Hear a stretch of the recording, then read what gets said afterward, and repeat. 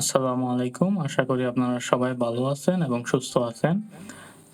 এই ভিডিওতে আমি ১ম এ মার্কেটের আজকের অবস্থা নিয়ে কথা বলবো। এরপরে ইনডেক্স মুভার, ৩ নম্বরে হচ্ছে টপ স্টক, গেইনার এবং লুজার, ৪ নম্বরে হচ্ছে ডিএসইএক্স এবং সর্বশেষ কয়েকটা স্টক নিয়ে কথা বলবো যেগুলো থেকে দূরে থাকা দরকার। কিছুদিন মুভ দিবে বাট আপনার দূরে থাকা দরকার এগুলো থেকে।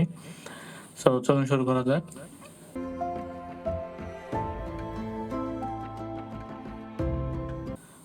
তো মার্কেট আজকে ৫,০৪৬.৩৬ এ আছে, যেটা আপনার ৭৫.০৮ নেগেটিভ মুভমেন্ট দিয়েছে। টোটাল ট্রেড যদি দেখি ১,৪৮,০০০, টোটাল ভ্যালু হচ্ছে ৪৪২.৪০ কোটি। এখানে 1 মিনিট চার্টটা আপনারা দেখতে পাচ্ছেন। এখানে কিন্তু ২ বার ভাঙার চেষ্টা করছে ট্রেন্ডটা, বাট স্ট্রং ডাউন ট্রেন্ডের কারণে নিচে চলে গেছে পরে।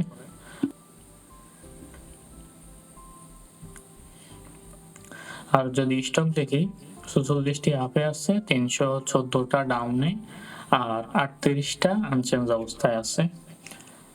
ট্রেড ভ্যালু যদি দেখি, ট্রেড ভ্যালু ৪৪২.৪ কোটি, আগে থেকে সামান্য কমে গেছে। আরো অনেক কমলে ভালো হইতো, মনে করেন যে ৪০০ বা ৩৫০ এমন হয়ে গেলে ভালো হইতো।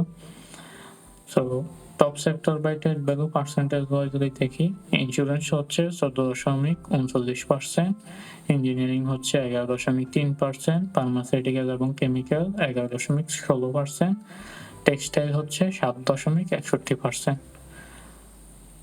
আর এখানে আপনারা তো বুঝতেই পারছেন যে আজকে কি খারাপ অবস্থা, গেইনার এবং লুজার। ফার্মাসিউটিক্যাল তারপরও সবার উপরে আছে। আর এবার ইন্ডেক্স মুভারে যাই। ইন্ডেক্স মুভারের মধ্যে সবার উপরে আছে ফার্মাসিউটিক্যাল, স্কয়ার ফার্মা ৫.৯ ইন্ডেক্সকে মুভ করেছে। এরপরে আছে বিএসআরএম স্টিল, এটা হচ্ছে আপনার ৩.২। এরপরে আছে বিএসআরএম লিমিটেড ১.৪, এরপরে ব্যাটবিসি ১.৩। আর এখানে বাকিটা দেখতে পাচ্ছেন। এবার নেগেটিভ ইম্প্যাক্টে যাই। নেগেটিভ ইম্প্যাক্টে ইসলামী ব্যাংক হচ্ছে -৬.৮ ইন্ডেক্সকে মুভ করেছে, ব্র্যাক ব্যাংকও ৬.৬ ইন্ডেক্সকে মুভ করেছে। এরপরে হচ্ছে রবি ৪.৭, ওয়ালটন হচ্ছে ৩.২, বেক্সিমকো ফার্মা হচ্ছে আপনার ২.৭। সবগুলাই কিন্তু নেগেটিভ মুভ করেছে ইন্ডেক্সকে। আর এবার টপ স্টকে যাই।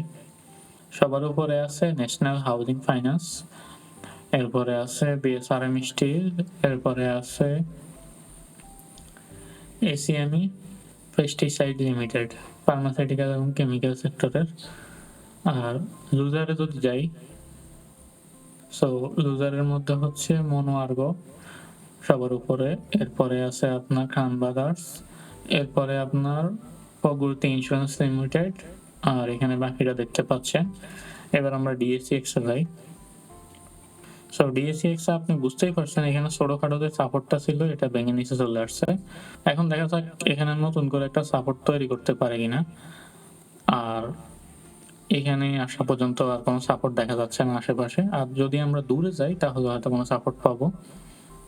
আর এখানে একটা জিনিস কি, আরএসআই হচ্ছে আপনার ২৪-এ চলে আসছে।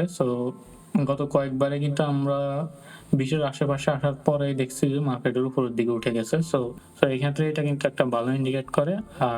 আর হিস্টোগ্রামের কথা তো আসলে আগে থেকে খারাপ, একটু লম্বা হয়ে গেছে। যত ডাউন হবে হিস্টোগ্রাম ততই লম্বা হবে। এটা মোটামুটি একটা স্বাভাবিক ব্যাপার এই মার্কেটের জন্য। এখন আপনি বলতে পারেন মার্কেট কি শুধুই নিচেই ডাউন হবে, উপরের দিকে যাবে না? হ্যাঁ, মার্কেট উপরে যাবে, মার্কেট ডাউন হবে, উপরে যাবে। এখানে যেমন উপরে গেছে আবার উপরের দিকে যাবে নতুন করে। এটা একটা সাইকেলের মতো থাকে, কিছুদিন উপরে যাবে, কিছুদিন আবার নামবে, আবার কিছুদিন উপরে যাবে, আবার কিছুদিন উপরে নামবে। কেউই 100% প্রেডিক্ট করতে পারে না। এই ক্ষেত্রে শুধু আপনার সতর্ক থাকা দরকার সবসময়, যে মার্কেট সবসময় নেগেটিভ একটা আচরণ দেওয়ার সম্ভাবনা থাকে। এখন কিছু স্টক নিয়ে কথা বলি যেগুলোতে আপনার ইনভেস্ট করা থেকে দূরে থাকতে হবে আপনাকে। পিয়ারেস্ট ফাইন্যান্স আছে, এরপরে আইসিআইসিআই ব্যাংক আছে, এরপরে ফিশওয়াল লিডারিং আছে। এগুলো থেকে একটু দূরে থাকেন।